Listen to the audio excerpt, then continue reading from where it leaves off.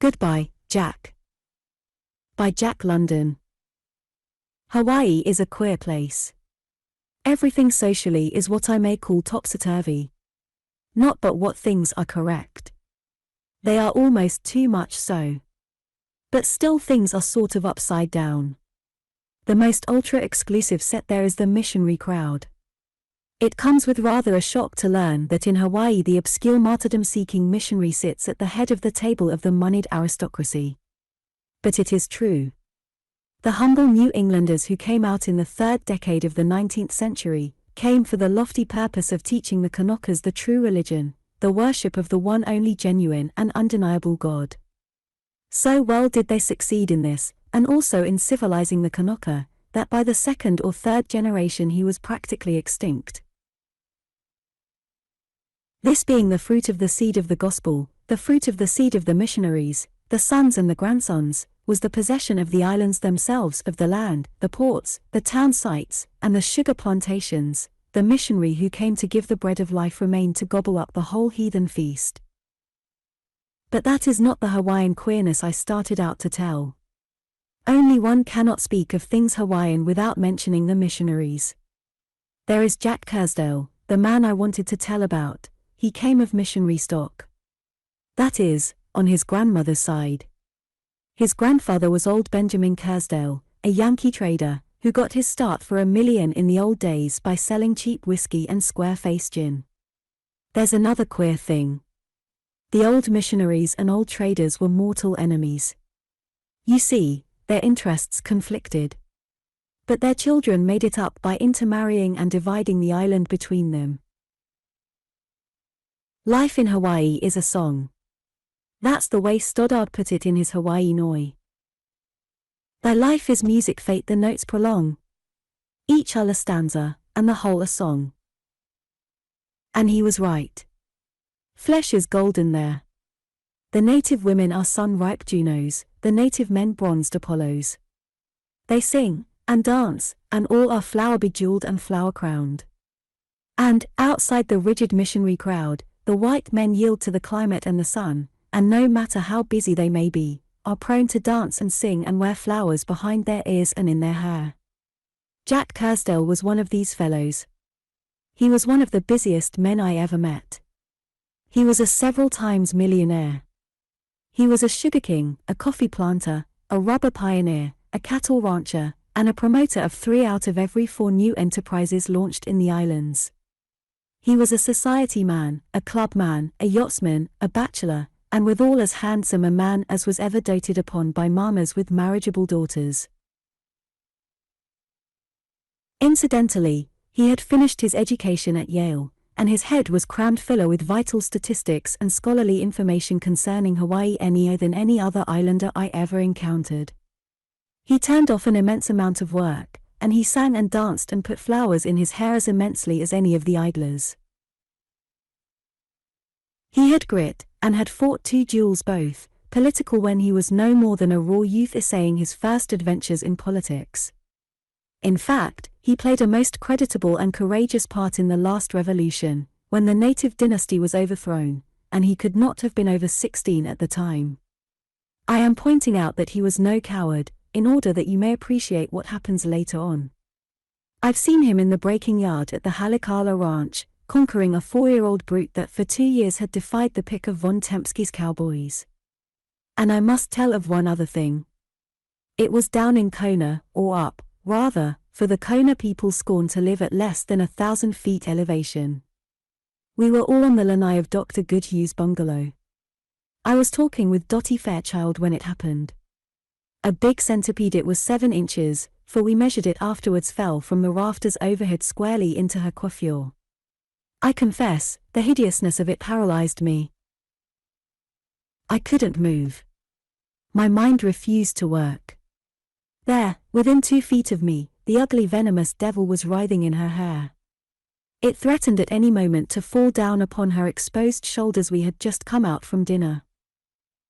"What is it?" she asked, starting to raise her hand to her head. "Don't!" I cried. "Don't!" "But what is it?" she insisted, growing frightened by the fright she read in my eyes and on my stammering lips. My exclamation attracted Kersdale's attention. He glanced our way carelessly, but in that glance took in everything. He came over to us, but without haste.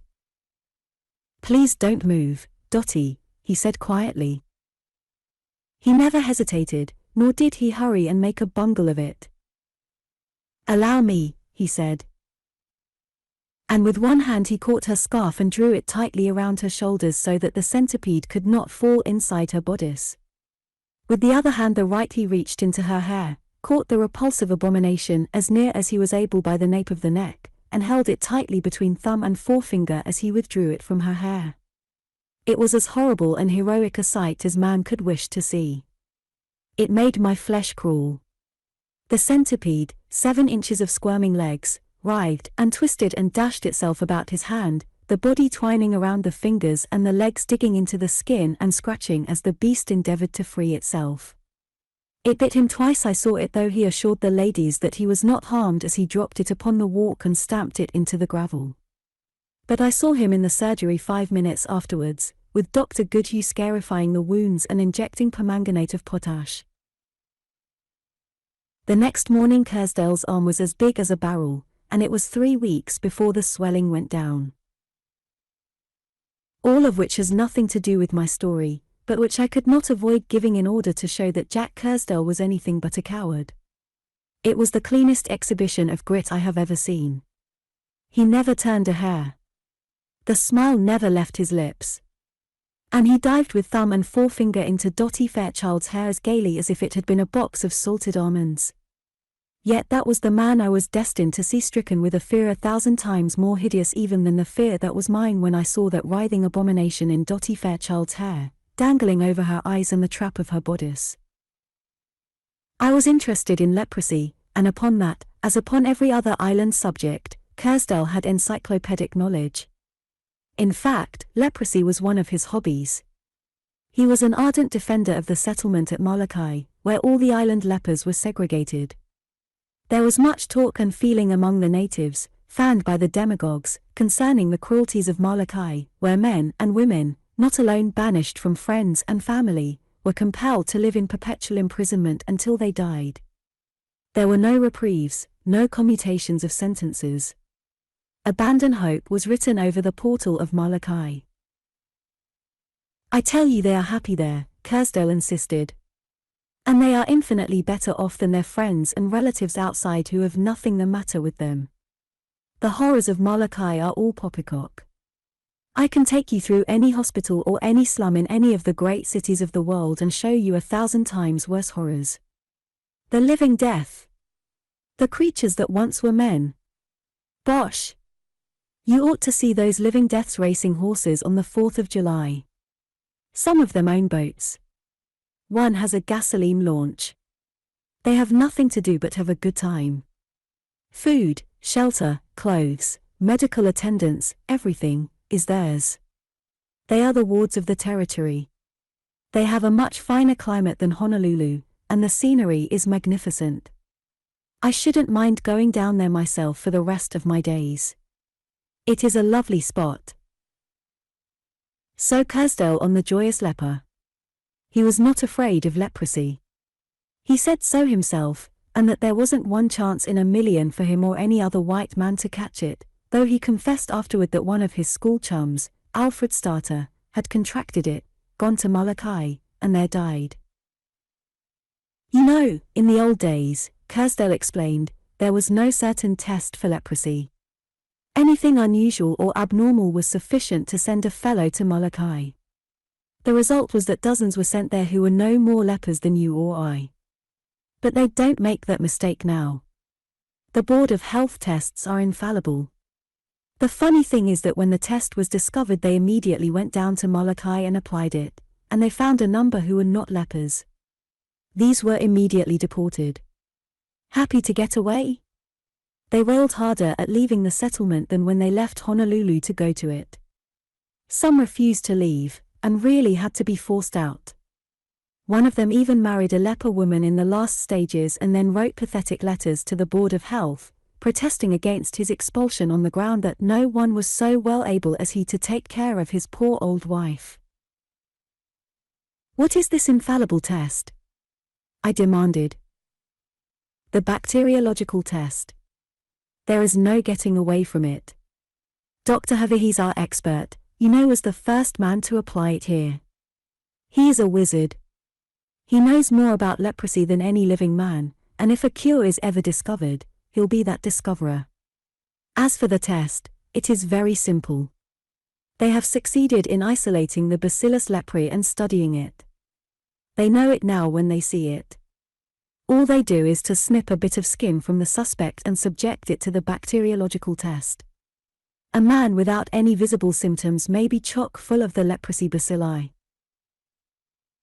Then you or I, for all we know, I suggested, may be full of it now." Kersdale shrugged his shoulders and laughed. "Who can say? It takes 7 years for it to incubate. If you have any doubts, go and see Dr. Havi. He'll just snip out a piece of your skin and let you know in a jiffy." Later on he introduced me to Dr. Havi, who loaded me down with Board of Health reports and pamphlets on the subject, and took me out to Kalihi, the Honolulu receiving station, where suspects were examined and confirmed lepers were held for deportation to Molokai.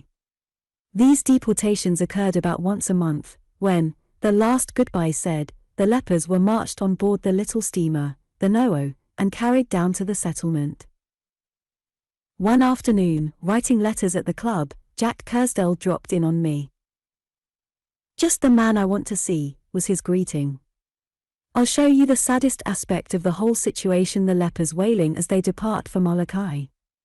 The Noah will be taking them on board in a few minutes. But let me warn you not to let your feelings be harrowed. Real as their grief is, they'd wail a whole sight harder a year hence if the Board of Health tried to take them away from Molokai. We've just time for a whiskey and soda.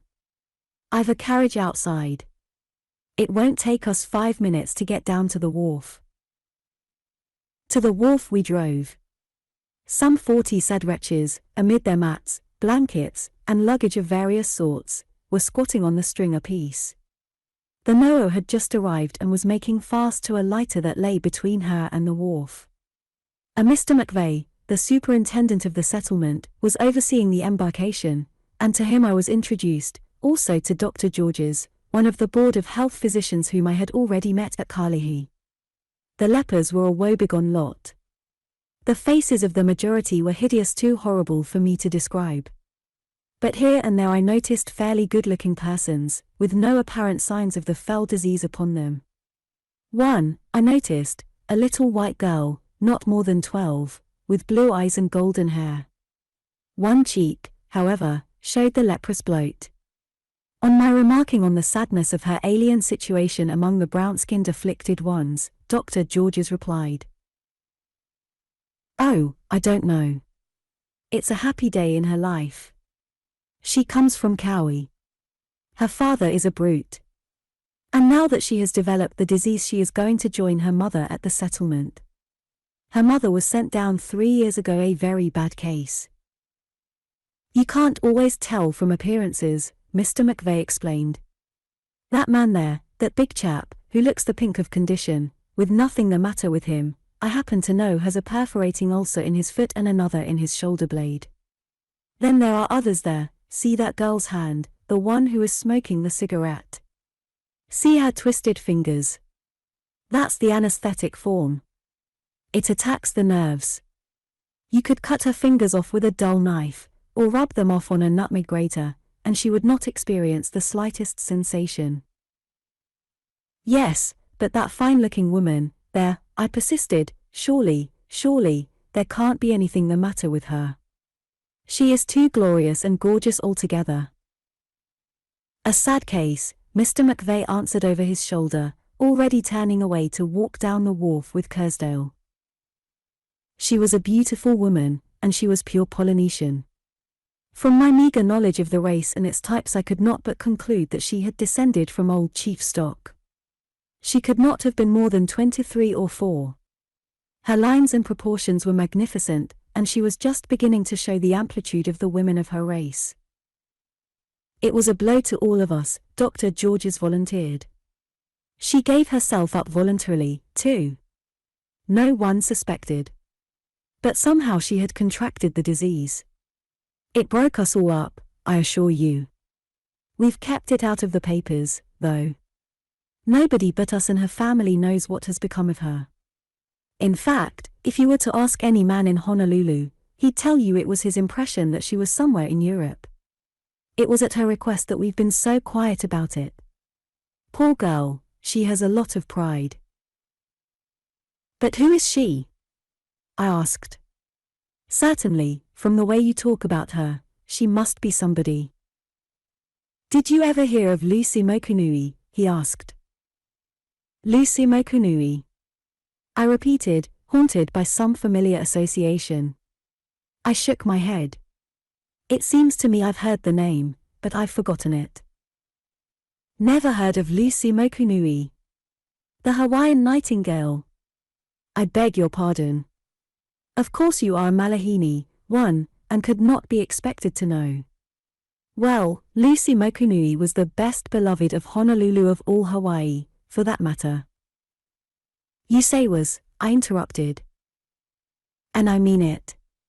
She is finished. He shrugged his shoulders pityingly. A dozen haoles, I beg your pardon, white men have lost their hearts to her at one time or another. And I'm not counting in the ruck. The dozen I refer to were haoles of position and prominence. She could have married the son of the Chief Justice if she'd wanted to. You think she's beautiful, eh? But you should hear her sing. Finest native woman singer in Hawaii NEI. Her throat is pure silver and melted sunshine. We adored her. She toured America first with the Royal Hawaiian Band.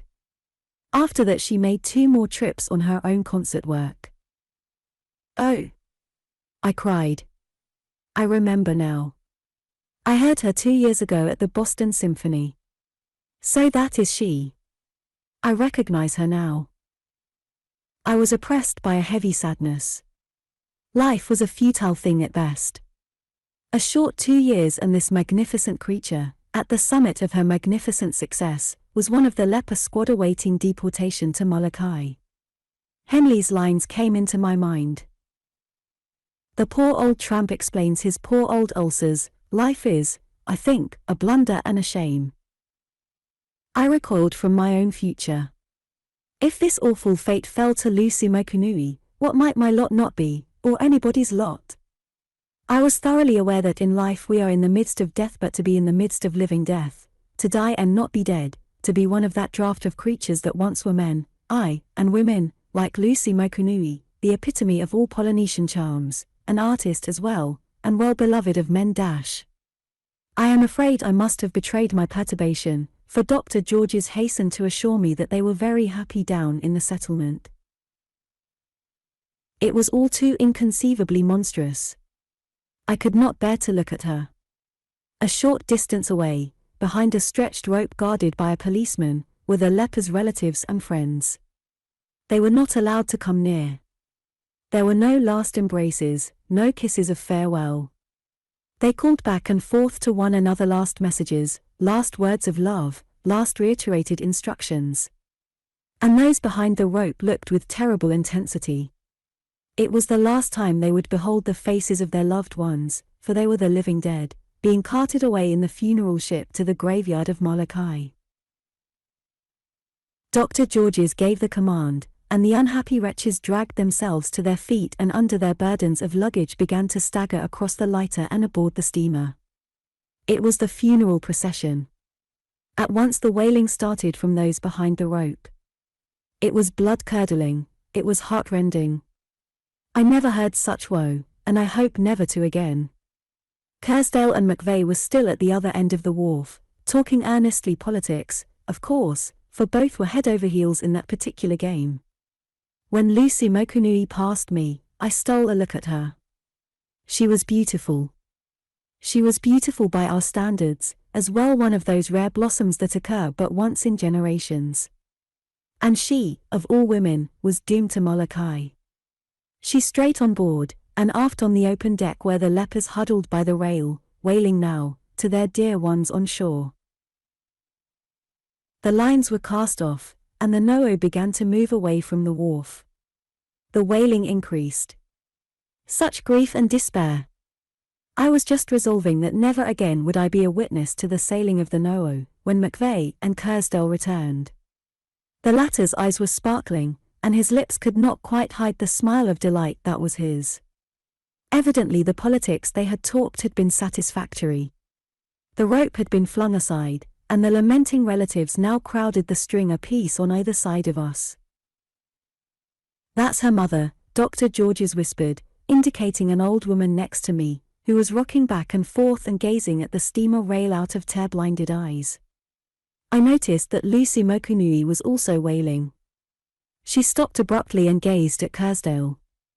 Then she stretched forth her arms in that adorable, sensuous way that Olga Nethersole has of embracing an audience.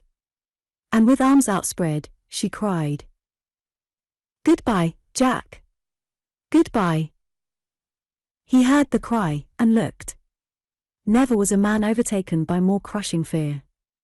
He reeled on the string apiece, his face went white to the roots of his hair, and he seemed to shrink and wither away inside his clothes. He threw up his hands and groaned, "My God! My God!" Then he controlled himself by a great effort. "Goodbye, Lucy. Goodbye," he called. And he stood there on the wharf, waving his hands to her till the Noah was clear away and the faces lining her afterrail were vague and indistinct. "I thought you knew," said McVeigh, who had been regarding him curiously. "You, of all men, should have known. I thought that was why you were here." "I know now," Kersdale answered with immense gravity. "Where's the carriage?" He walked rapidly, half ran to it. I had to half run myself to keep up with him. "Drive to Dr. Hervey's," he told the driver. "Drive as fast as you can." He sank down in a seat, panting and gasping. The pallor of his face had increased. His lips were compressed and the sweat was standing out on his forehead and upper lip. He seemed in some horrible agony.